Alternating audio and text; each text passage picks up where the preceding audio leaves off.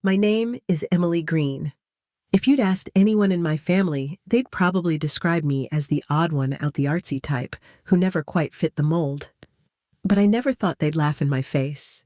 That moment sitting in a glass-walled conference room in Midtown, hands clasped in my lap trying to steady my breath, will stay with me forever.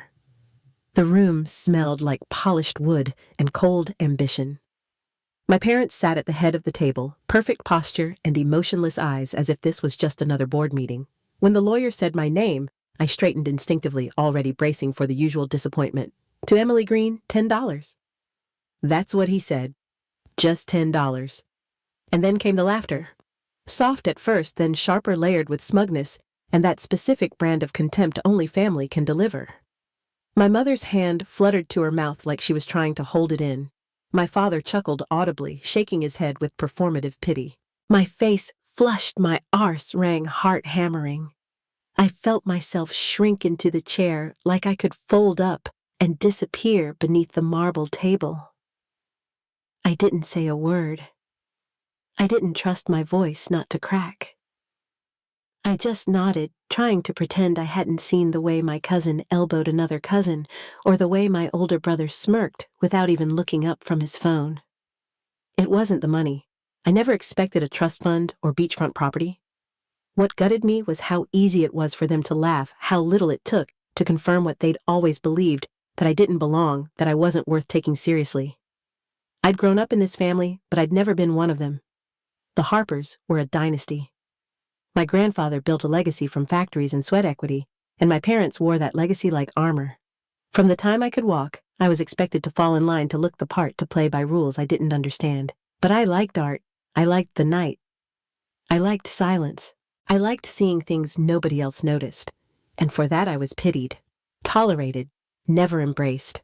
I was the girl who chose a secondhand camera over prep school clubs, who sketched in the margins instead of practicing for debate, who stayed up late editing photos instead of networking, the girl who applied to art school without telling anyone, paid her tuition with scholarships and barista shifts. Sitting there surrounded by polished shoes and designer watches, I could still hear my mother's voice from years ago when I showed her my first photography series.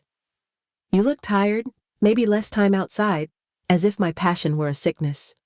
I could still hear my father at dinner blinking slowly as I said I'd been accepted to study visual storytelling. That's not a profession, Emily. That's a phase. That day they didn't just laugh at $10. They laughed at every late night I spent doubting myself. At every moment I thought maybe, just maybe, I could make something beautiful in a world built to crush softness. They laughed at the version of me they never bothered to know. I wanted to stand up and leave. Just walk out and never come back. I almost did, but something in me, call it spite, call it instinct, told me to stay. Because part of me wondered if my grandfather had one last secret, one final puzzle only I was meant to solve. Something about the way the lawyer paused, the glint of hesitation in his eyes. It wasn't over. Not yet. I was always the quiet one.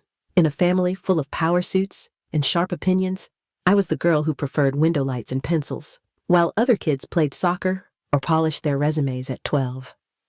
I spent my afternoons sketching the shadows on our marble staircase, or photographing the rust stains on our old back gate.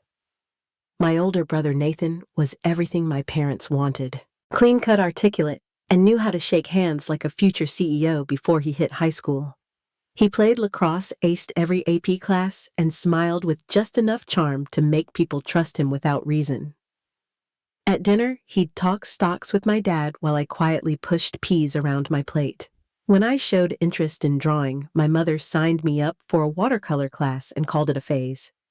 When I saved up to buy a used camera from a garage sale, my dad asked why I didn't spend the money on SAT prep instead. It wasn't malicious. That's what made it worse. It was dismissal disguised as concern, like my interests were quaint little missteps I'd eventually grow out of. At school events, my parents stood beside Nathan like proud royalty. They introduced themselves with practiced grace and always mentioned their college plans within the first minute. When it came to me, they'd offer a smile, maybe a nod, but never linger. If I had a piece in the student gallery, they never asked about it. If I won a small contest, they barely looked up from their phones. But my grandfather was different. Walter Green didn't talk much at family gatherings. He had this old world formality, always in a blazer, always watching. When I was little, I was afraid of him. He seemed distant, unreachable. But as I got older, I realized he wasn't ignoring me. He was paying attention. He'd find me in the quiet corners of parties where I sat with my sketch pad and ask what I was drawing. He never judged the answers. Sometimes he'd just nod and say, "Interesting." Other times he'd offer a small smile and move on. It wasn't grand affection. It was something deeper, recognition. I remember one afternoon when I was maybe 13. I was taking photos behind his house, trying to capture the way the light hit the ivy. He walked out with a glass of iced tea, sat beside me on the steps, and asked what I saw. I didn't know how to answer, so I showed him the photo. He looked at it for a long time, then said, "The world's more honest in black and white." That was all. But I've never forgotten it. He never told me to stop dreaming. He never asked me to be someone else. And in a house full of expectations, that felt like a miracle. I don't think my parents ever noticed the way I changed after those moments with him, but I did. I held on to them like proof that someone, even just one person, saw something in me worth keeping. Over the years, I started to believe that maybe art wasn't a mistake. Maybe I wasn't wasting my time. I took photos of things people walked past without noticing. Cracked sidewalks, forgotten alleyways, the way shadows moved across empty storefronts. I didn't know what I was chasing. I just knew it felt real. And still, at every holiday dinner, I sat at the edge of conversations. I was the niece who was always tired, the daughter who didn't quite measure up. I stopped trying to be invited in. I built a world around what I could see through my lens. My grandfather never praised me outright, but whenever we spoke, he'd ask, "Still taking pictures?" And when I nodded, he'd say, "Good." That one word meant more to me than any applause I could have gotten from my parents. Looking back now, I realize he wasn't just being kind. He was watching me the way he watched everything, carefully, quietly storing what mattered. And while the rest of the family was grooming Nathan for the future, Grandpa was planting something different in me. A seed I didn't even realize I was carrying. I wasn't the heir they expected. I wasn't loud, polished, or hungry for attention. But maybe that was the point. Maybe what he saw in me wasn't a flaw. Maybe it was a way out. A different kind of legacy. One they never thought to value. But he did. It was raining the afternoon I showed up at Grandpa's house. Not a storm, just that quiet kind of drizzle that makes the world feel softer, like it's been turned down a notch. I hadn't called ahead. I didn't even know why I was there until I was already standing on his porch palms, sweating, heart pounding like I was 13 again. His brownstone looked exactly the same. Ivy was crawling along the brick curtains, drawn just enough to let in the light, but keep the world out. The door was thick oak, the kind that needed a firm knock to be heard. I almost turned away, but something in me, call it instinct, call it longing, made me raise my hand and knock. He answered faster than I expected. He looked older than I remembered, thinner around the eyes, like time had been working quietly on him behind the scenes. But his voice was steady when he said my name. Not surprised, not curious, just welcoming. He stepped aside and motioned me in without a single question. The inside smelled like cedar and old paper, like nothing had changed since I was little. Every book was still in place. The same Persian rug stretched down the hallway. The same oil painting of a seascape hung above the mantel, slightly crooked, the way he liked it. We sat in his study.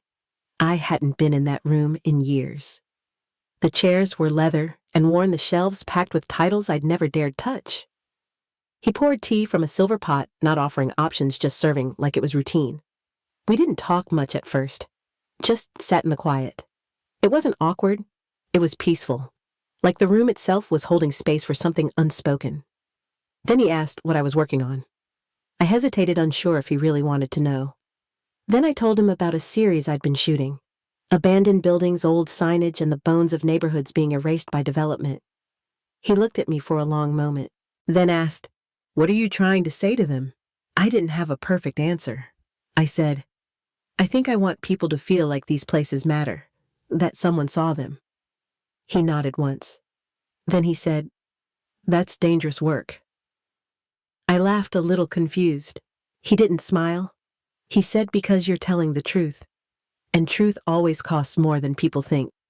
That stayed with me. I didn't know what he meant then. I only knew that he was the first person who'd looked at my art like it wasn't just a phase. The first person who took my voice seriously. As I stood to leave, he followed me to the foyer. I turned to say goodbye, and he reached into the drawer by the front door. From it, he pulled out a small, worn leather case. Inside was a camera, old and dented with brass trim and a faded strap. He said it was his. Said he used to take it everywhere before the business grew too big to carry anything else. Then he placed it in my hands gently, like passing something sacred. And he said, Don't let them take your eye. That's your gift. That's your rebellion. That was the last thing he ever said to me. I walked out into the mist with the camera pressed to my chest. I didn't even check if it still worked. I just knew it meant something. I couldn't explain why, but I felt like he'd just handed me more than metal and glass. It felt like he'd passed along a truth he couldn't say out loud. That night, I went home and placed the camera on my windowsill. I never told my parents I'd seen him. I never told anyone. It was mine. Just mine. Looking back now, I wonder if he knew he didn't have much time, or if he was just finally ready to choose. Not the legacy built from factories and inheritance, but something quieter, braver. Something that could only survive in someone willing to see what others missed. There was a pause after the lawyer read it, just long enough for the weight of the words to land. To Emily Green, $10. The air in the room shifted like someone had cracked a window in winter. Then the laughter started. First a breathy chuckle from my uncle. Then my mother's soft closed lip smirk. And finally, why my father, who let out a full laugh, sharp and clear, like he'd been holding it in. My cousin leaned in to whisper something hand over her mouth, like this was a gossip session, not a will reading. I didn't catch the words. I didn't need to. I knew the tone. I knew that look in her eyes, the one that said, Of course it's her. Of course, she only got $10. My brother didn't laugh, not exactly. He just shook his head, a half smile tugging at the corner of his mouth, like even he found it a little sad. My mother leaned back in her chair, adjusting her bracelet like the whole thing bored her. My father muttered something about wasted potential and legacy. No one looked at me directly, like I wasn't even there. I felt it hit me slowly, first in my throat, then behind my eyes, and then deep in my chest, where it sat like a stone. I didn't move. I didn't speak. I just stared down at my hands folded tightly in my lap to keep them from shaking. My face was warm, too warm, and I could feel my ears turning red. It wasn't about the money. It never had been. It was the humiliation. The message. The way they laughed, like my life had been reduced to a punchline. Like every sacrifice I'd made, every night I'd stayed up working odd jobs to keep my art alive, was nothing more than a family joke. I wanted to disappear, to melt into the floor and never be seen again. But more than that, I wanted to scream. I wanted to stand up and shout that I was more than what they thought, that I had built something even if they never cared to look. But I didn't. I swallowed it all. I forced a nod, said I understood.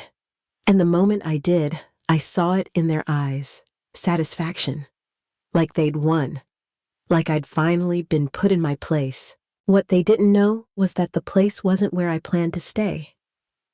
Not even close. Just as I was about to stand and leave, the lawyer cleared his throat again. His tone shifted softer, like he knew something no one else in the room did. He said there was a private addendum to the will, one meant only for me. The air snapped silent. My father raised an eyebrow. My mother's lips thinned, but Mr. Clark didn't flinch. He asked me to follow him to the adjoining office. I walked down the hallway, feeling every set of eyes on my back. My palms were damp, my heart thudding in my ears. The moment we stepped into the smaller room, the tension dropped away. It was quiet and cool. On the desk sat a cream envelope, thick and weighty with my name written in unmistakable handwriting. my grandfather's. The sight of it made something tighten in my chest. Mr. Clark handed it to me gently and said I could take all the time I needed. Then he stepped out and shut the door behind him. I sat, hands trembling slightly as I broke the seal. Inside were several pages. The first line stopped me cold. My dearest Emily, I know what they just did hurt. I needed you to see them without their masks, and now you have. Keep reading.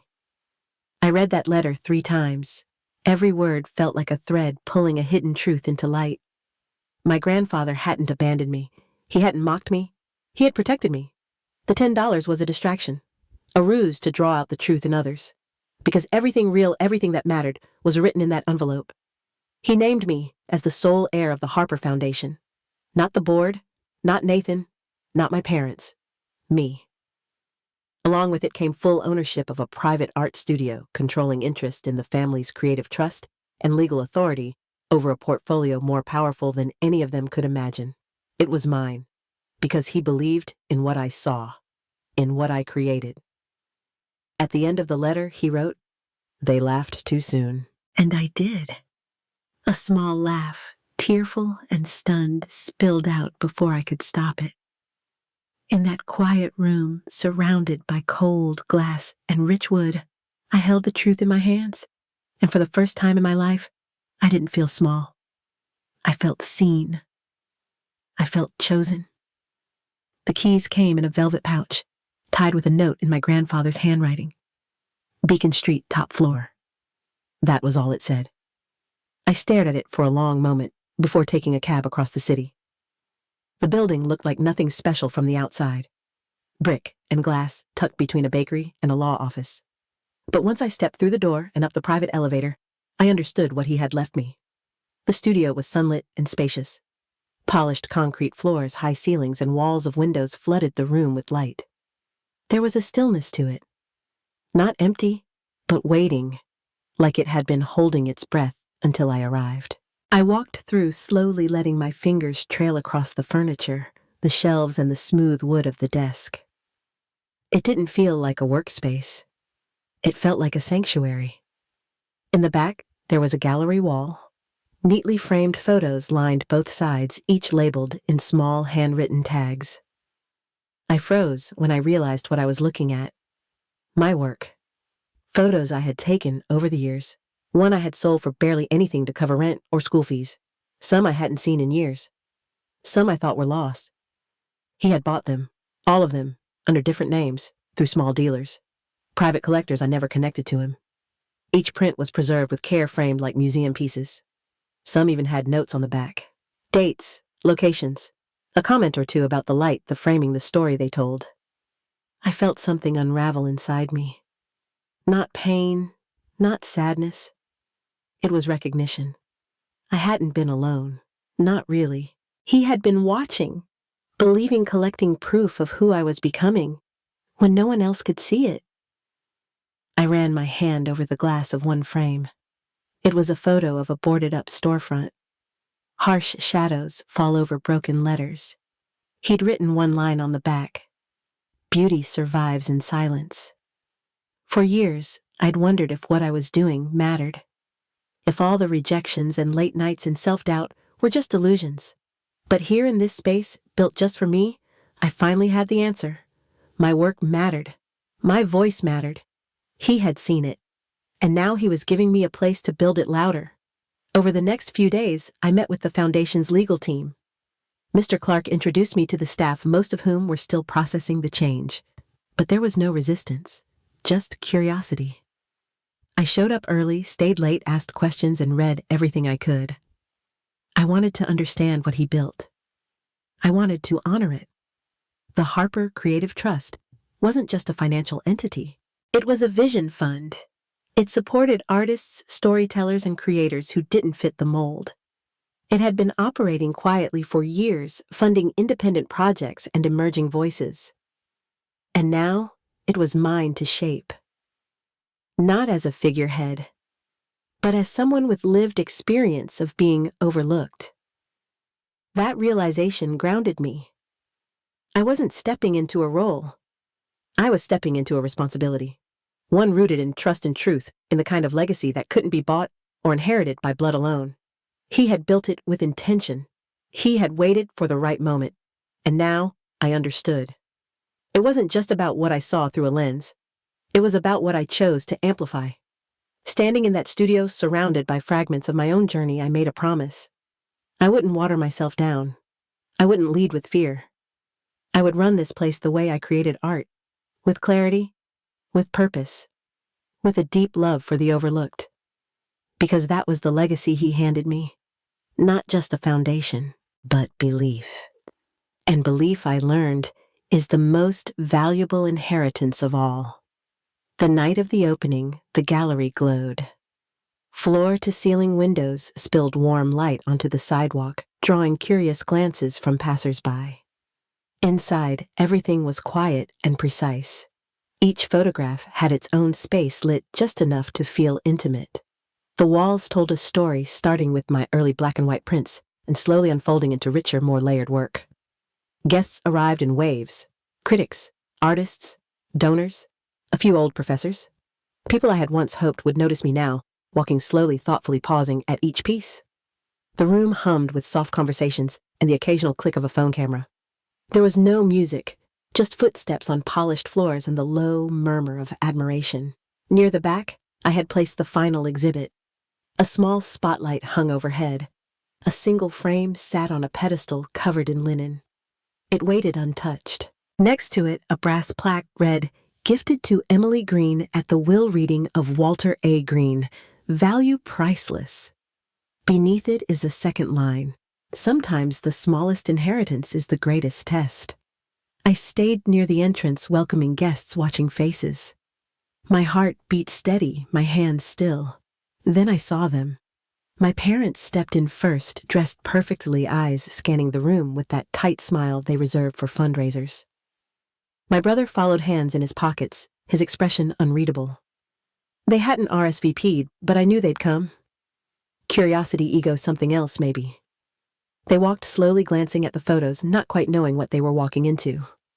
My mother's gaze flicked from print to print, her mouth slightly open. My father's brow furrowed. They hadn't seen my work in years, maybe ever. And now it surrounded them. Unavoidable. Framed, curated, and applauded. I didn't speak. Not yet. I let them take it in. The story was already unfolding. Each photo, each line of the plaque, and each corner of the gallery whispered something they weren't ready to hear. The tension rose, not loud, but thick like fog. They had no idea what was coming, and that was exactly how I wanted it. Just as the gallery settled into a gentle hum, Mr. Clark stepped onto the small platform near the final exhibit. He wore a dark suit and the same unreadable expression I remembered from the will reading. But this time, his voice carried not formality, but purpose. He thanked everyone for coming. Then he paused, letting the silence pull everyone in. Tonight, he said, was not just an exhibition. It was a transition. He looked at me, then back at the crowd. As executor of Walter Green's private estate, he continued, it was his honor to announce that the Harper Creative Trust had been passed not to a board or to bloodline tradition, but to the person Walter believed had vision. He turned to me and said my name, Emily Green, the true heir. The words fell into the room like a dropped stone. For a moment, no one moved. Then came the shift. My mother blinked hard, like the lightning had changed.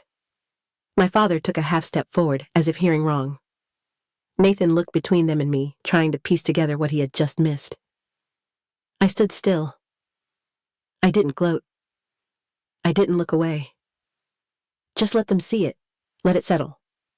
Then I reached up and pulled the linen from the final piece. Beneath the glass was the original $10 check, clean, crisp, mounted like a relic. Next to it is a photograph. My grandfather caught in profile, looking out a window with his old camera in hand. A private moment, long ago, framed now with quiet reverence. The plaque beneath read, "They laughed." But they laughed too soon. The room held its breath. Someone near the back exhaled a long, quiet wow. I didn't need to explain anything. My work had already done that. My presence had done that. I looked at my family one last time, not to rub it in, but to mark it. They had measured me by the wrong scale, and now the truth stood in front of them. Not loud, just undeniable. I turned back to the crowd, ready to speak, but knowing I didn't really have to. The reveal was complete. The weeks after the gallery opening passed in a blur. Messages came in from critics, old classmates and artists I'd never met, who said my work made them feel seen. But it wasn't the praise that stuck with me. It was what came next. I turned the second floor of the studio into live workspaces, small, simple, and filled with light. And I invited young photographers who had stories but no stage. We called it the Harper Light Residency. We kept it quiet at first. No press, no flashy launch, just open doors and do honest work. I partnered with community centers, schools, and small collectives. I wanted to find the kids who, like me, had been told their vision didn't count. The ones who saw beauty in cracked pavement and crooked rooftops. One afternoon, a girl knocked on my office door. She was 17, nervous, bright-eyed. She held a camera with peeling tape around the grip and asked if she could talk. She told me she didn't think she belonged here, that people would assume she only got in because of my money. Then she asked, "Do you ever worry people won't see your talent, only your inheritance?" I sat with that question. Then I told her the truth. All the time. But it only matters if I believe it. If I lead with the work, the rest eventually follows. She nodded slowly, like she was saving it for the next time doubt came knocking. The trust grew quietly. We funded small projects. Bookmaking workshops. Photo essays on forgotten corners of the city. We didn't chase headlines. We chased honesty. And that felt right. On the 1-year anniversary of Grandpa's passing, Mr. Clark delivered one last letter. It was short, a few lines in his careful hand. "Wealth is not what you hold, but what you choose to build. You were always the legacy I believed in, Emily. You just had to believe it too." That night I lit a candle in the gallery. I didn't close the doors. A few strangers wandered in. Some paused in front of the $10 check. Some looked at the photo of my grandfather and whispered to each other. They didn't know the whole story. They didn't need to. Because legacy isn't a nameplate or a bank statement. It's how you show up. What do you make who you lift along the way? And in that quiet moment, surrounded by light and memory, I finally understood what I had inherited. Not just a fortune, but a future worth shaping. And this time, on my own terms.